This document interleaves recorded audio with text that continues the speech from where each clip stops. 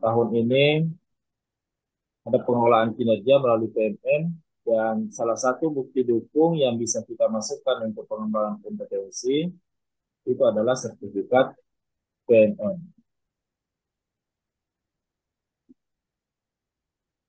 Namun masalahnya eh, tidak semua daerah tentu memiliki akses internet yang bagus. Kemudian selain itu kita sebagai guru juga terkendala waktu ya. Mana pagi kita mengajar, kemudian harus juga menyelesaikan lagi PMM ini.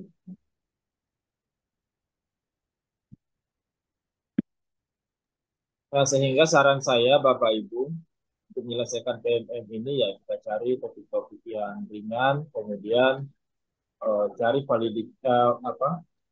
Cari jenis aksi nyata yang mudah diselesaikan.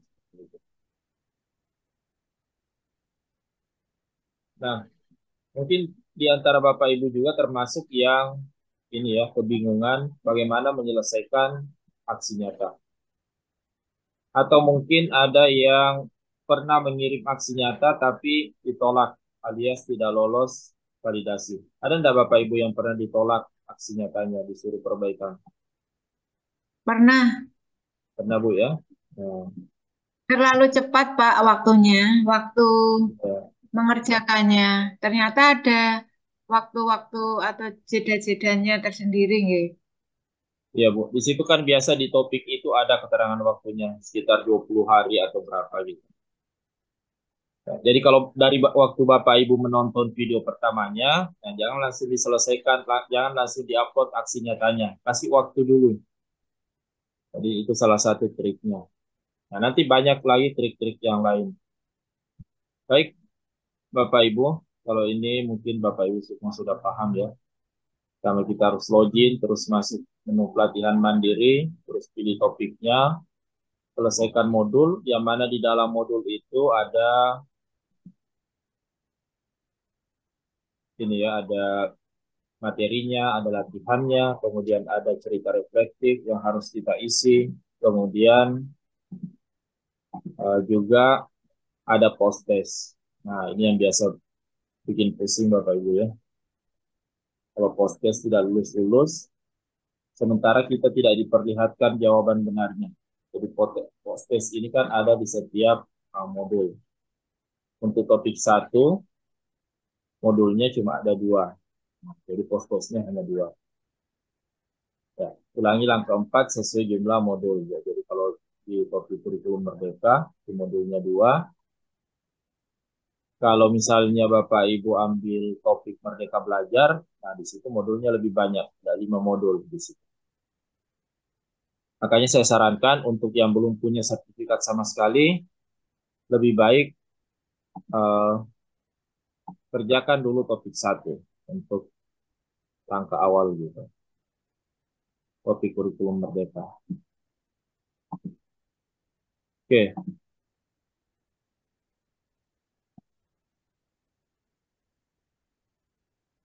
nah ini informasi dasar sekali ya bagi Bapak Ibu yang belum punya sertifikat sama sekali. Bagaimana menyelesaikan aksi nyata?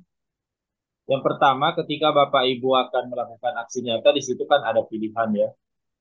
Ada pilihan yang mana yang mau dipilih. Kalau untuk topik satu ini, nanti Bapak Ibu pilih aksi nyata yang menyebarkan pemahaman mengapa kurikulum perlu berubah. Jadi cari di situ aksi nyatanya. Kemudian setelah itu Bapak Ibu siapkan materi apa yang akan jadi bahan aksi nyata. Materinya diambil dari mana? Ya tentu materinya bisa diambil dari uh, penjelasan yang ada di video di modul.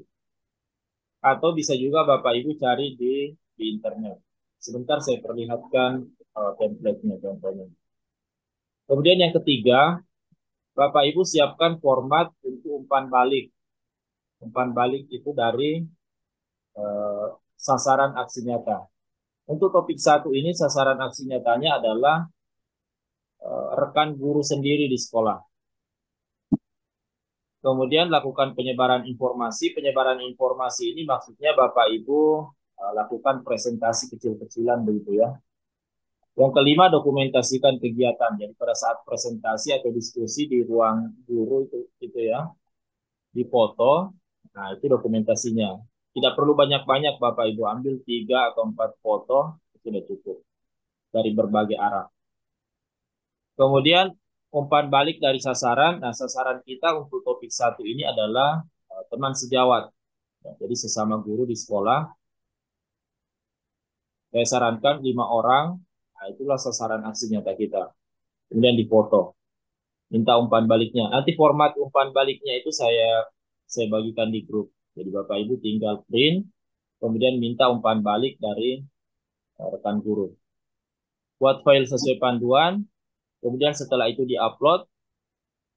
Setelah diupload, linknya bisa kita bagikan. Tapi yang poin 9 ini tidak wajib Bapak Ibu ya. Ini tidak menentukan apakah kita bisa lolos validasi atau tidak. Ini hanya tambahan saja. Jadi bisa dibagikan aksi nyata kita untuk mendapat komentar, untuk mendapat tanggapan dari sesama pengguna PMM, tapi yang poin 9 ini sekali lagi sifatnya tidak wajib. Wajib. Yang penting kalau sudah upload, ya sudah selesai sebenarnya di situ Bapak Ibu. Tinggal dipantau kita lolos validasi atau tidak. Nah, sebagai informasi juga bahwa untuk tahun 2024 ini, pengelola PMM belum melakukan validasi Bapak Ibu. Nah, jadi kalau kita upload sekarang, itu kita anggap sebagai tabungan aja gitu ya. Belum ada proses validasi. Termasuk yang belum sempat tervalidasi di tahun 2023 yang lalu, di akhir tahun, itu juga belum ada yang divalidasi sampai sekarang. Jadi selama di situ tulisannya masih menunggu, tidak Bapak Ibu tidak usah khawatir. Ya. Jadi nanti kalau misalnya ada yang selesai besok, selesai lusa aksi nyatanya, tidak usah khawatir kalau misalnya sampai 1 minggu belum divalidasi. Karena memang antrian sekarang banyak sekali. Dan proses validasi untuk 2024 itu belum mulai. Ada kemungkinan nanti di akhir bulan Januari atau bahkan bisa awal Februari baru mulai validasi dilakukan oleh validator eh, aksi nyata di PMM. Jadi memang ada orang-orang khusus yang sudah ditunjuk dari kalangan guru juga sebetulnya untuk memvalidasi atau menelaah aksi nyata di PMM. Ya, jadi seperti itu gambaran singkatnya Bapak Ibu untuk menyelesaikan aksi nyata. Nah sekarang perlu tidak dicontohkan ini Bapak Ibu untuk eh, langkah-langkah mengerjakannya atau semuanya sudah bisa mengerjakan ya? Belum, Diberitahu Pak. aja, Pak. Biar Contoh, jelas, Pak. Pak. Gimana Bu? Dicontohin ya? Dari awal aja, Oke, Pak. Contoh jelas. oke. Jadi kalau buka di laptop seperti ini ya. Tapi biasanya kan kita lebih lebih nyaman kalau buka di HP ya. Nah, kalau Bapak Ibu buka di HP, silakan masuk, lihat seperti ini ada tulisan pelatihan mandiri, dibuka.